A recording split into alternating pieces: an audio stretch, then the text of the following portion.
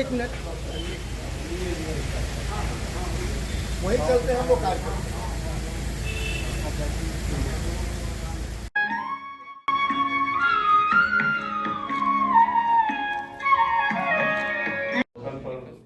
आप सभी का स्वागत करने की जिम्मेदारी मुझे मिली है।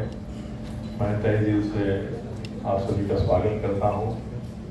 आप एक ऐतिहासिक अवसर के गवाह बन रहे हैं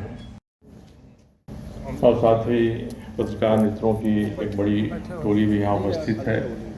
मैं आप सबका स्वागत करता हूँ। कुणाल सारंगी जी हैं, माहेश्वरी जी हैं, शैलेंद्र जी हैं, ये सभी यहाँ आए, उपस्थित हुए और इस कार्यक्रम को उन्होंने सशक्त बनाने का प्रयास किया। इसके लिए मैं आप सबकी तरफ से उनका स्वागत करता हूँ। पुस्तक को केवल ऊपर से मैंने देखा, कुणाल सारंगी जी के हाथ में पुस्तक थी।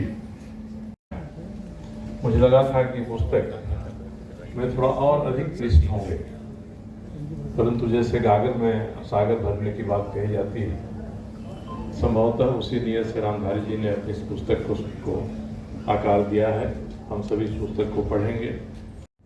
परंतु उसके पहले 1974 में जब छात्र आंदोलन हुआ था और हम लोग पटना से लाल वाली बस से, रोड ट्रांसपोर्ट कॉर्पोरेशन की हुआ करती थी, उससे पलामू जाते थे और रामवत पांडे जी वहाँ, मुझे लगता है कि जनसंघ के उस समय जिला के संगठन मंत्री थे। तब से मेरा नामधारी जी से परिचय है। परिचय दिन पर दिन प्रगाढ़ हुआ और उनके व्यक्तित्व के जो विविध पहलू हैं, उन विविध पहलुओं में अधिकांशतः प्रेरक पहलू हैं और शेष पहलू ऐसे हैं जिनको उन्होंने अपने विवेक से राजनीति में, समाज में एक कदम उठाकर, निर्णायक कदम उठाकर स्वरूप दिया।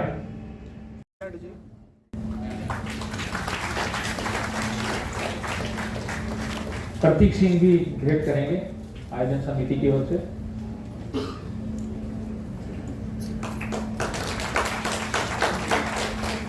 अब मैं श्री इंदर सिंह नामधारी जी से अनुरोध करूंगा कि वे शॉल, प्रतीक सिंह और गुलदस्ता आदरणीय। बहुत बहुत धन्यवाद सर। अब मैं श्री इंदर सिंह नामधारी जी से अनुरोध कर अपने बारे में आप लिखिए। और इन्होंने ही अपने पिता को प्रिय व्यक्ति राजकुमार जी, आलोचक में हम लोग आपकी आलोचना करते रहेंगे, कुछ न कुछ कम निकालते रहेंगे। एक ऐसे व्यक्तित्व के मालिक हैं जो अभी देखिए राजनीति में कई तरह की बातें होती है, वो फल्ला घुमियार है, वो राजपूत है, वो फल्ला है, ये फल्ला है, वहाँ ज्यादा वोट है, उसका कम वोट है। लेकिन हमारे देश में नामधारी जी एक ऐसे आदमी हैं जहाँ पर कोई जात पात नहीं, चतरा जैसे इलाके से ये सांसद बने और काम करते हैं, याद करते हैं। और उसके बाद काजवीर सिंह कलसी जी, काजवीर सिंह कलसी पीछे छूट गया, दौड़कर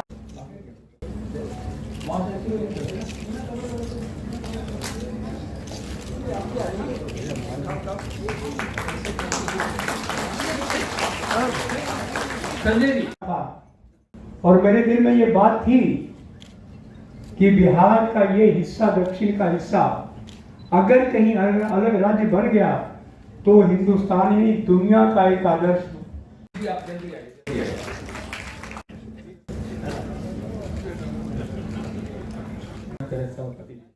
सभापति के हाथ में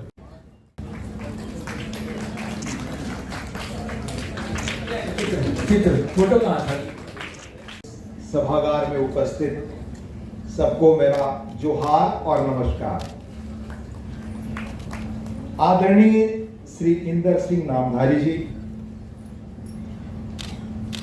जिनके सौजन्य से, जिनकी पुस्तक के लोकार्पण के लिए आज हम सबको यह दुर्लभ अवसर एक साथ पुनः बैठने का मिला।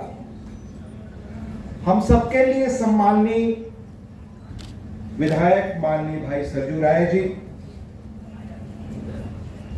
पुरुषार्थ इससे पढ़िए, इससे आपको ताकत मिलेगी, ऊर्जा मिलेगी, दृष्टि मिलेगी।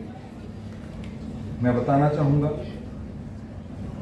जीवनी लेखन के संबंध में दुनिया के एक बड़े लेखक शायद जॉर्ज बर्नार्ड शाह ने कहा था कि ये चीजें तो मुख्यतः इससे बहुत चीजें आत्मप्रचार होती हैं, पर इस रूप में पुस्तक पूरी तरह से अपवाद मैं कहूंगा कि जीवन के सिर्फ उन अनुभवों को नामधारी जी ने दिया है जिससे पढ़ने वाले को लगातार जीवन में नई प्रेरणा, नई दृष्टि, संघर्ष की ताकत मिलती। इसलिए सामान्य अर्थ में जो जीवनी होती है, आत्मकथा होती है, उससे ये भिन्न पुस्तक है। नामधारी जी वैसे तो इंजीनियरिंग के सर्वश्रेष्ठ छात्र हैं और अपने समय के विशिष्ट संस्थान सिंदरी में जो इंजीनियरिंग का खुला उसमें वो प्राध्यापक रहे।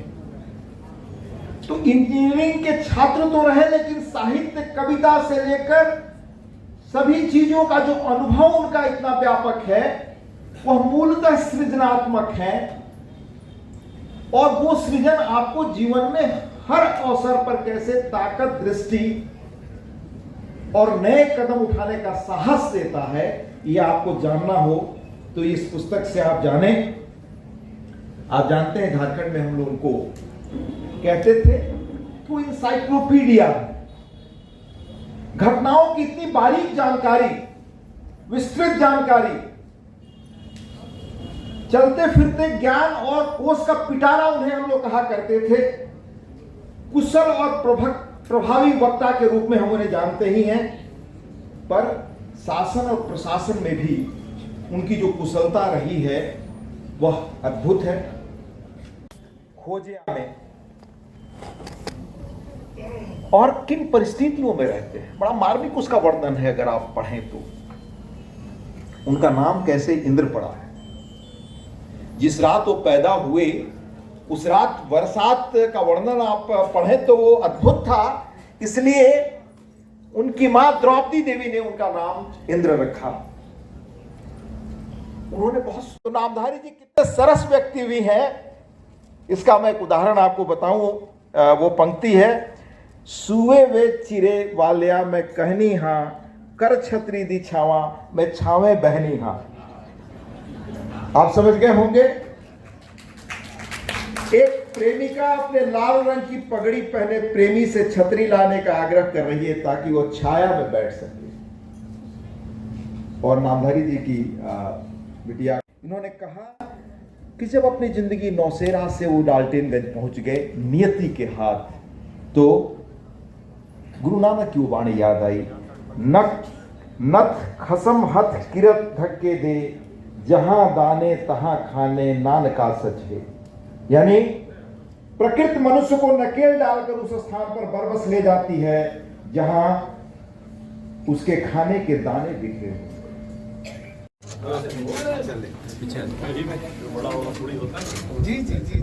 एक सिख नेता की दास्तान किताब का विमोचन और राज्यसभा के उप सभापति हरिवंश जी आकर उसका विमोचन करना और आपको सम्मानित करना, क्योंकि आपने शिक्षा क्षेत्र में एक पूरे जमशेदपुर नहीं झारखंड में बहुत बड़ा मिसाल कायम कर दिया है। तो क्या कहेंगे एक लेखक को, क्या कहेंगे छात्रों को और क्या कहना चाहेंगे पूरे समाज को, क्योंकि आप स्वयं शिक्षाविद हैं और आप जो हमारे पूर्वज कहें लेखक इंदर सिंह नामधारी, उनकी बहुत सारी बातें आपसे मेल खाती हैं, क्या कहेंगे आप?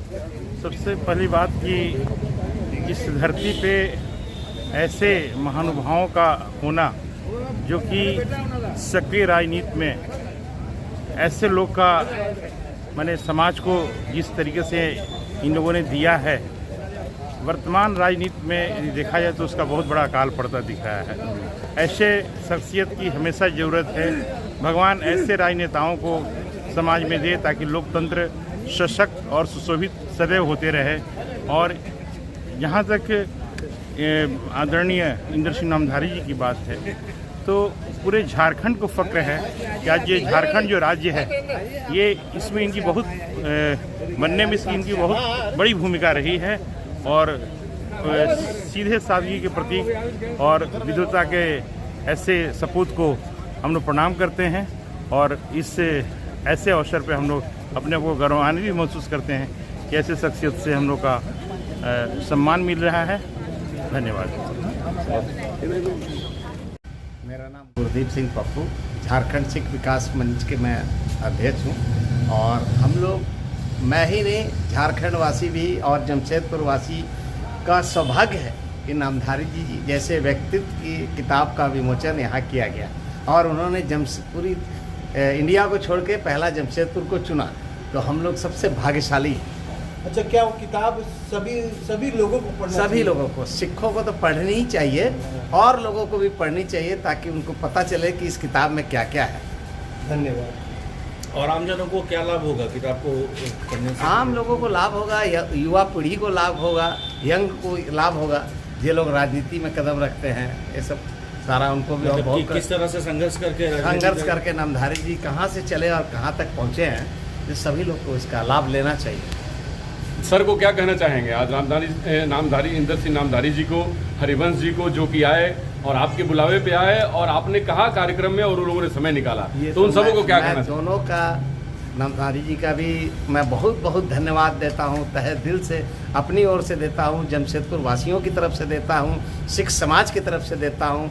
बहुत बहुत धन्यवाद कि यहाँ चुने, जमशेदपुर को चुने अपनी इस महान किताब को विमोचन कराने के लिए। तो यहाँ उनका विमोचन हुआ किताब का, और हरिवंश जी उन्हीं के चलते आए और यहाँ आके इतना समय दिए, इसलिए बहुत बहुत धन्यवाद, बहुत बहुत बधाई। एक सिख नेता की दास्तान, एक किताब का नाम, और लिखने वाले इंदर सिंह नामधारी, वो व्यक्तित्व कि झारखंड से पूर्व, झारखंड को गढ़ने में, झारखंड को बनाने में, झारखंड के एक एक ईंट को जोड़ने में जबरदस्त भूमिका निभाई, और भारत के राजनीति में इनके नाम को स्वर्ण अक्षरों में लिखा जाएगा, ये बिल्कुल 100% सत्य है।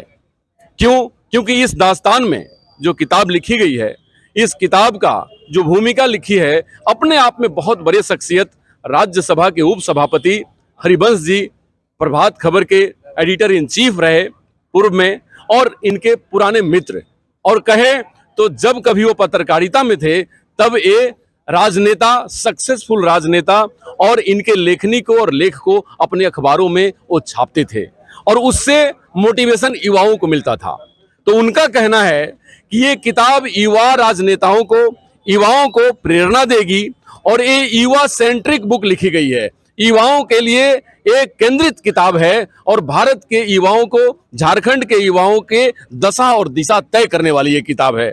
मैं बहुत ही गौरवान्वित हूँ कि जोहार परिचर्चा में हमारे बीच हमारी बुनियाद रखने वाले वो शख्सियत बैठे हैं जिनका नाम इंदर सिंह नामधारी है।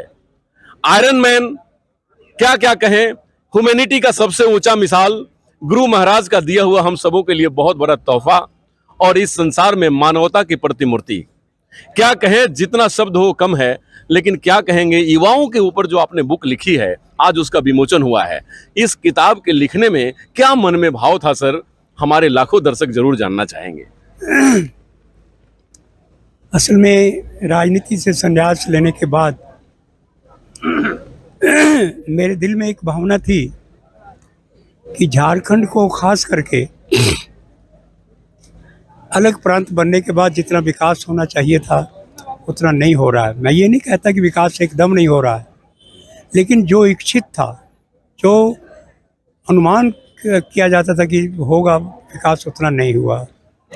अब उसमें चुनाव प्रक्रिया में जो खामियां हैं, चुनाव के समय जो पानी की तरह पैसा बहाया जाता है, चुनाव लड़ने के लिए पैसा जमा के लिए रिश्वत लेनी पड़ती है, इसलिए सारा मामला गड्ढम-गड्ढ हो गया है।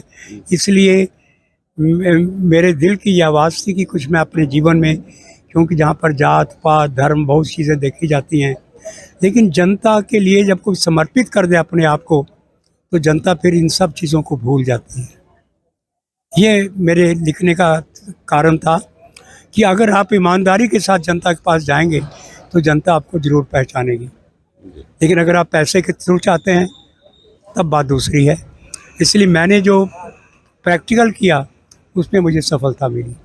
इसलिए युवकों को यही कहना चाहते हैं कि अगर तुम राजनीति में ही आना चाहते हो तो किसी तरह से जात पात के नाम पर जीतने की कोशिश मत करो। कर्म करो ताकि जनता कहे कि नहीं आप हमारा प्रतिनिधि बनो। जी अब इस उम्र में भी मेरे पास भीड़ रहती है कि भाई एक बार लड़िए, हमने कहा कि नहीं मैं संन्यास ले चुका हूँ। जी जनता एकदम जिसको कहा जाए कि निष्काम है, जनता का कोई कसूर नहीं है, कसूर है नेताओं का जो उसके सामने चारा फेंकते हैं, चुनाव में पानी की तरह पैसा बहाते हैं, उसके बाद काम होते नहीं, पानी की तरह लूटा जाता है। यही कारण है कि झारखंड या पूरा देश ही अभी पूरी तरक्की नहीं कर पा रहा है।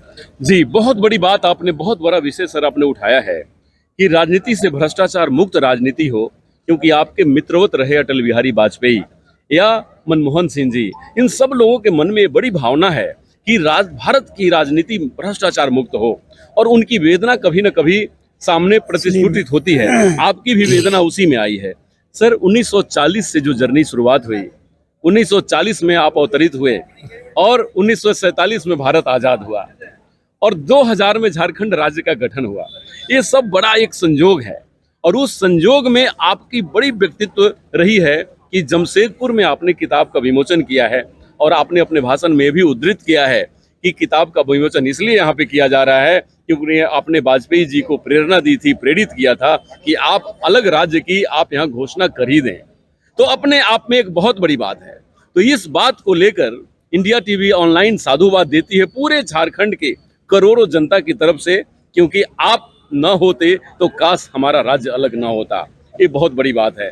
सर आज के युवाओं में तुरंत तकनीक के सहारे जल्दी से चांद पे पहुंचने का सपना है, और आपने एक एक सीढ़ियों को, पत्थर की सीढ़ियों को काट काट के आपने उस पहाड़ पे चढ़ा, और वो पहाड़ की ऊंचाई चांद से भी ऊंची है, जो मैं देख रहा हूं, क्योंकि आपसे हम सबों को सीखने को मिल रहा है। उन युवाओं के लिए क्या कहना चाहेंगे जो आज तुरंत बटन दबाते ही चांद पे जाना चाहते हैं, वो पत्थर काट के सीढ़ियां नहीं बनाना चाहते? आपने स्वयं ही उसका उत्तर भी दे दिया कि जो चटपट कुछ करना चाहते हैं वो उसके बदले संघर्ष करें, पहले मानसिक शुद्धता लाएं कि मैं आज जा रहा हूं तो किसी सिद्धांत को लेकर जा रहा हूं, कोई मेरा ऑब्जेक्टिव है, कोई मेरा निशाना है जहां तक मैं पहुंचना चाहता हूं, उसके बाद जाएंगे तो सफलता अवश्य मिलेगी। लेकिन ये न के न प्रकारे न अगर आप चाहेंगे तो सफलता पाने के बाद भी आप सफल नहीं हो पाएंगे। भारत का भविष्य अमृत काल में चल रहा है। 25 साल बाद हम लोग अमृत महोत्सव मनाएंगे, और हम उम्मीद करते हैं कि आप भी उस अमृत महोत्सव के अंतिम चरण में हमारे साथ हो। ये मेरे लिए गौरव होगा। क्या कहेंगे? बिल्कुल, तो क्या कहेंगे अमृत काल में भारत को जो विश्व गुरु बनने की राह पे है और दुनिया को राह दिखा रहा है, और नरेंद्र मोदी जी के नेतृत्व में आपकी सरकार चल रही है? देखिए, हम तो अभी हरिवंश जी ने बताया कि मैंने एक जगह लिखा है, ज़ौक़ का शायरी है कि लाई हयात आए कज़ा ले चली चले, अपनी खुशी ना आए ना अपनी खुशी चले। आदमी ना तो अपनी खुशी से आता है ना अपनी खुशी से जाता है। मौत ले जाती है और लाई हयात जीवन दे देता है। इसलिए ये सब चीज़ें तो खुदा के हाथ में है, इसलिए जब तक जिंदा हैं तब तक इन कामों के प्रति सक्रिय रहेंगे, यही मैं कह सकता हूँ। जी, बहुत बहुत धन्यवाद इंडिया टीवी ऑनलाइन में पार्टिसिपेट करने के लिए।